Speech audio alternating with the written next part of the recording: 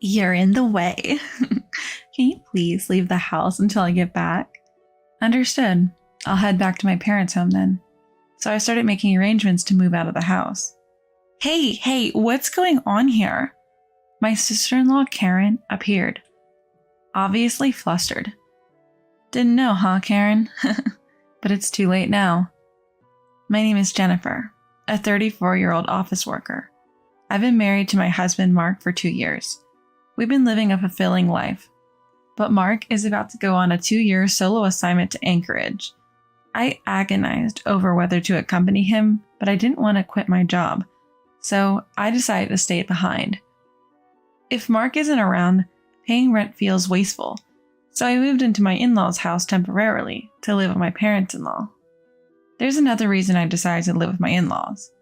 My father-in-law, Daniel, has become in need of care. Right now, Daniel lives with my mother-in-law, Nancy, so she has to handle both the caregiving and household chores by herself. This would drastically increase Nancy's burden, so I thought it would be good if I could move into the in-laws' house and help out with the household chores. Both my parents-in-law were grateful, and it worked out well for Mark and me since we wouldn't have to pay rent.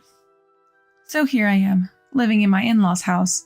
My parents-in-law are genuinely kind people, so my life with them has been pretty comfortable. After work, Nancy usually has dinner mostly prepared. I initially offered to take care of dinner, but when her caregiving duties are light, Nancy often helps out. We finish up together and dinner is ready in no time. I really appreciate coming home to a nearly ready meal. Plus, it's lovely to cook with Nancy in the kitchen, and even when I'm tired from work, cooking is therapeutic. I initially felt lonely about living apart from Mark for 2 years, but thanks to my in-laws, I've been able to ease that loneliness quite a bit. Jennifer, your cooking is really delicious. I know, right? Mark is so lucky to eat like this every day. Come on, Nancy's cooking is amazing too. Mind sharing your recipe next time? Sure, I'd love to. My relationship with my parent-in-laws was pretty great. I kept in touch with Mark regularly, doing video calls and such. Life at work was smooth sailing, and most days were peaceful and calm. But it wasn't all rosy. My issue was Karen. I'm home! Hey Karen, welcome back. Were you planning on coming over today?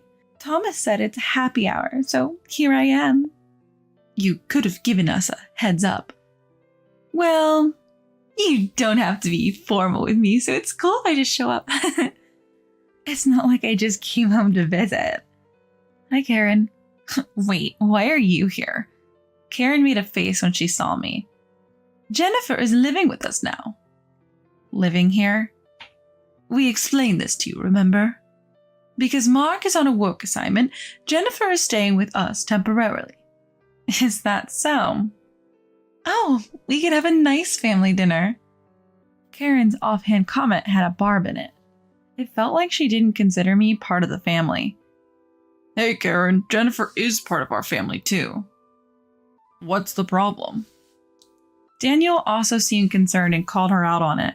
Karen just rolled her eyes and mumbled, whatever. I sighed. For some reason, Karen has disliked me from the get-go. Her cold attitude puzzled me. Despite being married for years, Karen still treated me this way, so I usually kept my distance. Living with my in-laws meant seeing Karen more often, whether I liked it or not. Karen, on the other hand, can't stand me. She avoids making eye contact or starting a conversation with me during meals, and yet she has no problem barking orders at me. Hey Jennifer, don't you notice we're out of drinks? Go get some more. You're really not thoughtful, are you? Karen keeps dishing out insults and it's annoying. Hey Karen, don't talk like that. Yes, exactly. Jennifer works hard and isn't your maid. Stop ordering her around like that. Thankfully, my parents-in-law intervenes when Karen treats me poorly, which has been a big help. But that only seems to fuel Karen's resentment towards me. My parents are just peace-loving, not necessarily fond of you. Don't get ahead of yourself. Whenever we are alone, Karen would attack me like this. Why did she dislike me so much? Some time passed and Karen announced she was pregnant. Mom, Dad, listen, I'm pregnant. Karen joyfully shared the news with my in-laws. Really? That's wonderful, Karen. My in-laws were ecstatic that Karen was going to have a baby. Karen had been married for about 3 years and seemed anxious due to her age, so she looked incredibly happy about the pregnancy. Although I don't get along with Karen, I think it's fortunate that she's just clueless. Congrats, Karen. When I said that, Karen had a smug look on her face and said, "Thank you." She seemed like she had more to say, but I chose to ignore it for now. Then, when we were alone for a moment, Karen turned to me with a sly grin and said, "When are you ever going to have a baby, I wonder?"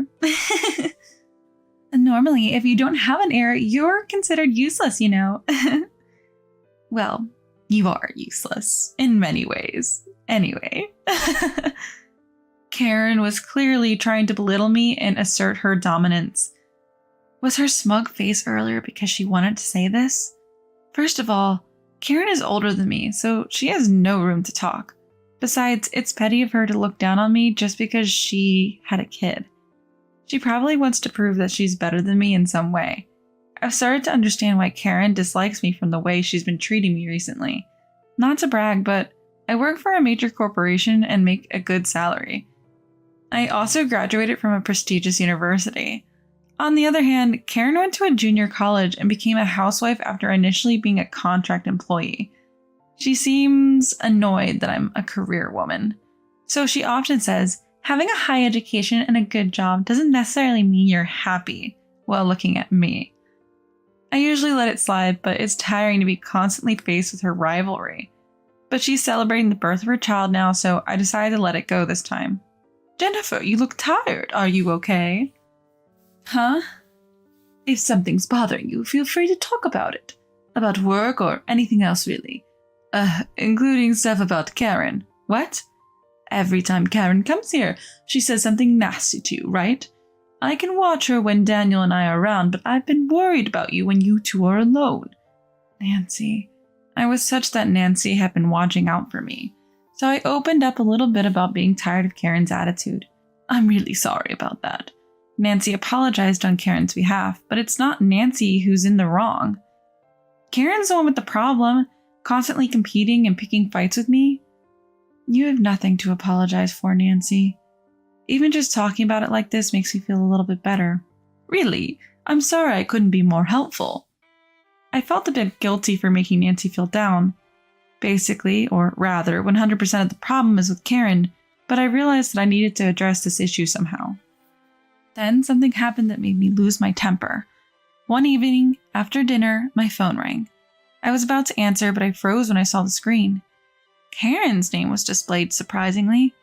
"Oh, it's Karen. What could she possibly want?" Who knows? I'm sure it's something unpleasant, but since Nancy saw the screen, I can't avoid answering it. "Hello?" "Hello, Jennifer. Could you move out for a while?" "What?" I accidentally raised my voice. Nancy, who's next to me, looks at me with concern. I might as well let her hear what Karen is saying. I switched the phone to speaker mode. Karen's voice is now clearly audible to Nancy as well. "What do you mean, move out?" "I'm planning to go back to our hometown to give birth." I glance at Nancy. Nancy shakes her head, indicating she wasn't aware of this. "Have you discussed this with Nancy and the others?" "I'm going to." I'm sure they'll agree, so I'm not worried. I'm flabbergasted at Karen's selfish reasoning. In any case, you being here will be in my way. "Excuse me? You're just in the way." "Why do you dislike me so much?" "What's prompting you to constantly criticize me?" "You're so annoying, always acting like some career woman. Plus, it's irritating that you're friendly with my parents. Mom and Dad are just falling for your act. They're clueless, you know." "Wait, why are you talking like this? Nancy and the others have been so kind to me, and I'm truly grateful." "I bet you're after Dad's inheritance. All the inheritance will be mine. I have no intention of sharing it with you or Mark." I'm shocked by Karen's words. Nancy, who's been listening, is also speechless. "Karen, that's too much. I thought you cared more about that family, about Daniel and the others." "Huh? Our parents are just cash cows to me. I'll outlive them, so it's only natural." "Karen, that's just cruel." "Shut up. I don't want to hear it from you. I know how conniving you can be." being around someone as toxic as you will ruin my unborn child's character. That's why I don't want to be around you. Please leave the house until I return." How selfish can one person be? Then Nancy opens her phone's note app and types, "Just say you'll leave. Don't worry, I have a plan," and shows it to me. So urged by Nancy, I say, "All right, I'll go back to my parents' house." "Please do. Let me know as soon as you leave, but try to leave as soon as you can. Leave within a week to 10 days. Karen hangs up after saying that. "I'm so sorry about Karen, Jennifer. I can't believe she's been harboring such awful thoughts. I've made up my mind. I'm going to cut ties with Karen. Because Karen clearly doesn't care about me or Daniel. Even if she's a parent, if she treats us that badly, any love will vanish. I think Daniel will feel the same way." Daniel was dumbfounded when he got home from happy hour and heard what had happened from Nancy. Nancy then shared her plan with him. The plan was to sell their in-laws' house and empty it. "You know, I've always thought this house is too big for just the two of us, and the multiple levels will make it hard as we get older. So I'm thinking of selling it, buying a more accessible condo with the money." Daniel agreed it was a good idea. I also decided to help out with Nancy's plan. "I'll start looking for properties." "Thank you, Jennifer." Then I began making arrangements and preparations for moving. I contacted Mark to explain the situation. Mark was taken aback but ultimately agreed.